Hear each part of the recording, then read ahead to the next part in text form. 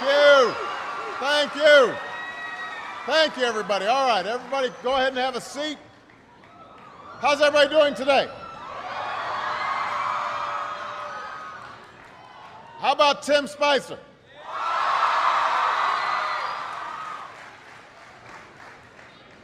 I am here with students at Wakefield High School in Arlington, Virginia, and we've got students tuning in from all across America, from kindergarten through 12th grade. And I am just so glad that all could join us today, and I want to thank Wakefield for being such an outstanding host. Give yourselves a big round of applause.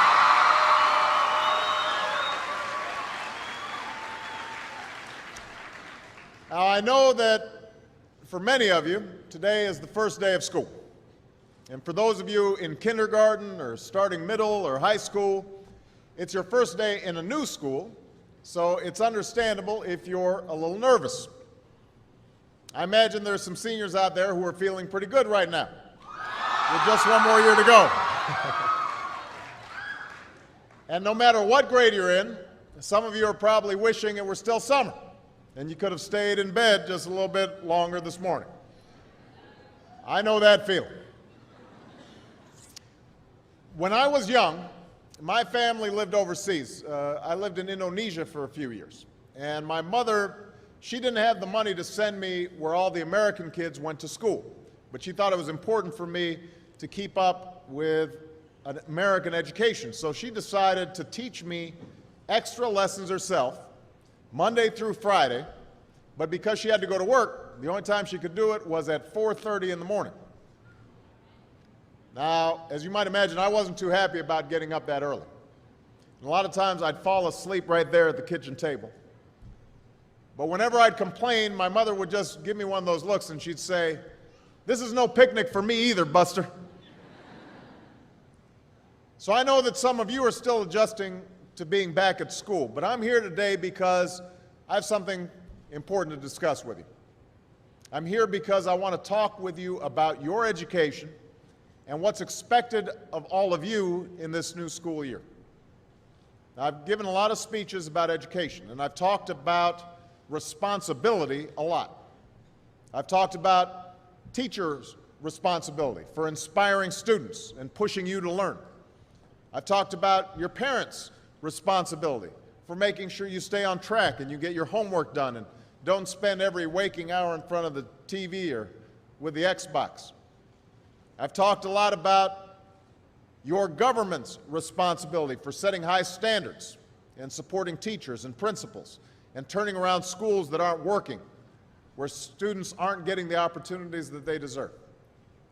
But at the end of the day, we can have the most dedicated teachers, the most supportive parents, the best schools in the world, and none of it will make a difference. None of it will matter unless all of you fulfill your responsibilities. Unless you show up to those schools, unless you pay attention to those teachers, unless you listen to your parents and grandparents and other adults and put in the hard work it takes to succeed. And that's what I want to focus on today, the responsibility each of you has for your education. I want to start with the responsibility you have to yourself. Every single one of you has something that you're good at. Every single one of you has something to offer. And you have a responsibility to yourself to discover what that is. That's the opportunity an education can provide.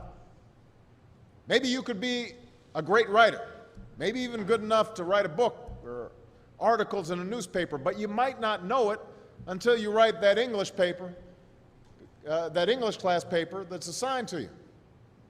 Maybe you could be an innovator or an inventor, maybe even good enough to come up with the next iPhone or the new medicine or vaccine, but you might not know it until you do your project for your science class.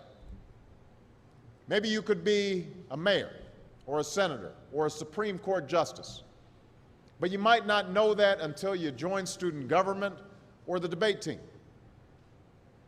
And no matter what you want to do with your life, I guarantee that you'll need an education to do it.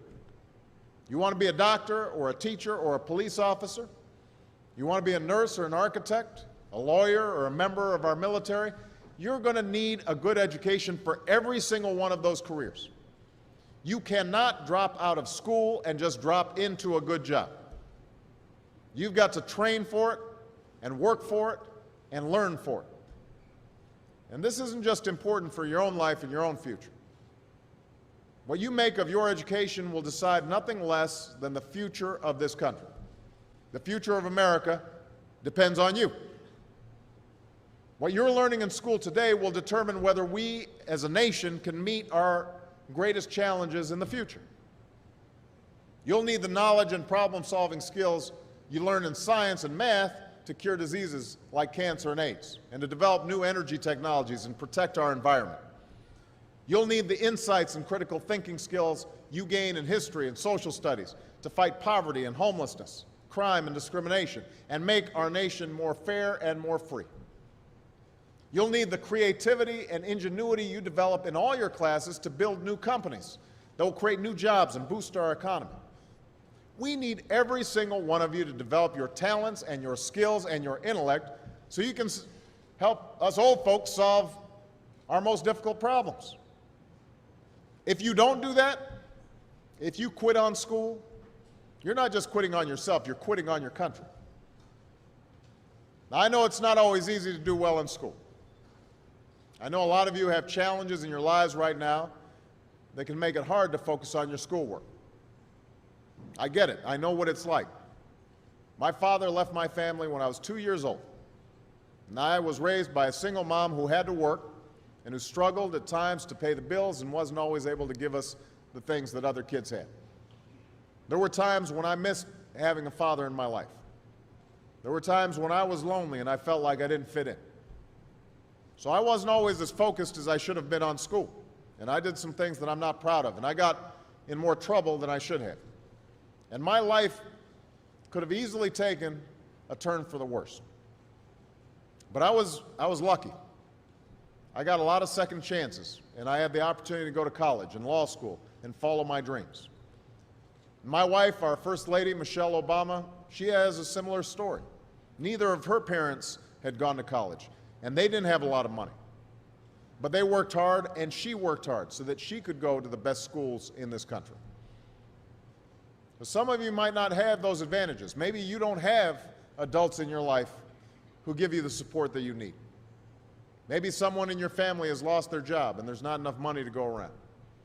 Maybe you live in a neighborhood where you don't feel safe or have friends who are pressuring you to do things you know aren't right. But at the end of the day, the circumstances of your life, what you look like, where you come from, how much money you have, what you've got going on at home, none of that is an excuse for neglecting your homework or having a bad attitude in school. That's no excuse for talking back to your teacher or cutting class or dropping out of school. There is no excuse for not trying. Where you are right now doesn't have to determine where you'll end up. No one's written your destiny for you, because here in America, you write your own destiny. You make your own future. That's what young people like you are doing every day all across America. Young people like Jasmine Perez from Roma, Texas.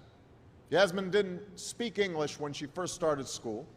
Neither of her parents had gone to college. But she worked hard, earned good grades, and got a scholarship to Brown University, as now in graduate school studying public health, on her way to becoming Dr. Jasmine Perez. I'm thinking about Andoni Schultz from Los Altos, California, who's fought brain cancer since he was 3.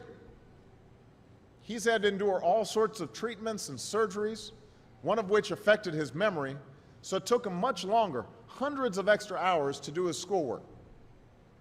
But he never fell behind. He's headed to college this fall.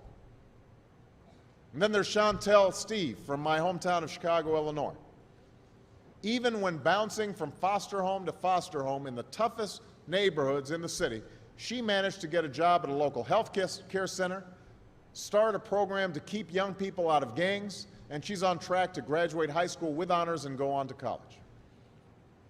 And Jasmine, Andoni, and Chantel aren't any different from any of you. They face challenges in their lives just like you do. In some cases, they've got it a lot worse off than many of you. But they refuse to give up. They chose to take responsibility for their lives, for their education, and set goals for themselves. And I expect all of you to do the same. That's why today I'm calling on each of you to set your own goals for your education and do everything you can to meet them. Your goal can be something as simple as doing all your homework, paying attention in class, or spending some time each day reading a book. Maybe you'll decide to get involved in an extracurricular activity or volunteer in your community. Maybe you'll decide to stand up for kids who are being teased or bullied because of who they are or how they look. Because you believe, like I do, that all young people deserve a safe environment to study and learn. Maybe you'll decide to take better care of yourself so you can be more ready to learn. And along those lines, by the way, I hope all of you are washing your hands a lot and that you stay home from school when you don't feel well so we can keep people from getting the flu this fall and winter. But whatever you resolve to do, I want you to commit to it. I want you to really work at it. I know that sometimes you get that sense from TV that you can be rich and successful without any hard work, that your ticket to success is through rapping or basketball or being a reality TV star.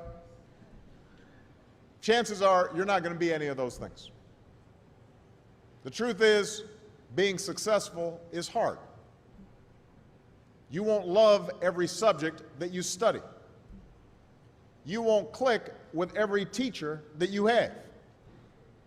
Not every homework assignment will seem completely relevant to your life right at this minute. And you won't necessarily succeed at everything the first time you try. That's okay. Some of the most successful people in the world are the ones who've had the most failures. J.K. Rowling, who wrote Harry Potter, her first Harry Potter book was rejected 12 times before it was finally published. Michael Jordan was cut from his high school basketball team. He lost hundreds of games and missed thousands of shots during his career. But he once said, "I have failed over and over and over again in my life, and that's why I succeed." These people succeeded because they understood that you can't let your failures define you. You have to let your failures teach you. You have to let them show you what to do differently the next time. So if you get into trouble, that doesn't mean you're a troublemaker. It means you need to try harder to act right. If you get a bad grade, that doesn't mean you're stupid. It just means you need to spend more time studying. No one's born being good at all things. You become good at things through hard work. You're not a varsity athlete the first time you play a new sport. You don't hit every note the first time you sing a song. You've got to practice. The same principle applies to your schoolwork. You might have to do a math problem a few times before you get it right. You might have to read something a few times before you understand it. You definitely have to do a few drafts of a paper before it's good enough to hand in. Don't be afraid to ask questions. Don't be afraid to ask for help when you need it. I do that every day. Asking for help isn't a sign of weakness, it's a sign of strength, because it shows you have the courage to admit when you don't know something, and that then allows you to learn something new.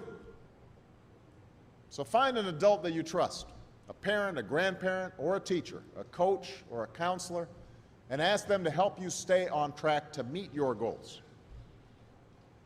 And even when you're struggling, even when you're discouraged, and you feel like other people have given up on you, don't ever give up on yourself.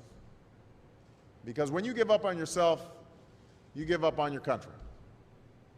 The story of America isn't about people who quit when things got tough. It's about people who kept going, who tried harder, who loved their country too much to do anything less than their best. It's the story of students who sat where you sit 250 years ago and went on to wage a revolution, and they founded this nation. Young people. Students who sat where you sit 75 years ago, who overcame a depression and won a world war, who fought for civil rights and put a man on the moon. Students who sat where you sit 20 years ago, who founded Google and Twitter and Facebook and changed the way we communicate with each other. So today, I want to ask all of you, what's your contribution going to be? What problems are you going to solve? What discoveries will you make? What will a president who comes here in 20 or 50 or 100 years say about what all of you did for this country? You know, your families, your teachers, and I are doing everything we can to make sure you have the education you need to answer these questions. I'm working hard to fix up your classrooms and get you the books and the equipment and the computers you need to learn. But you've got to do your part too. So I expect all of you to get serious this year. I expect you to put your best effort into everything you do. I expect great things from each of you. So don't let us down. Don't let your family down or your country down. Most of all, don't let yourself down. Make us all proud. Thank you very much, everybody. God bless you. God bless America.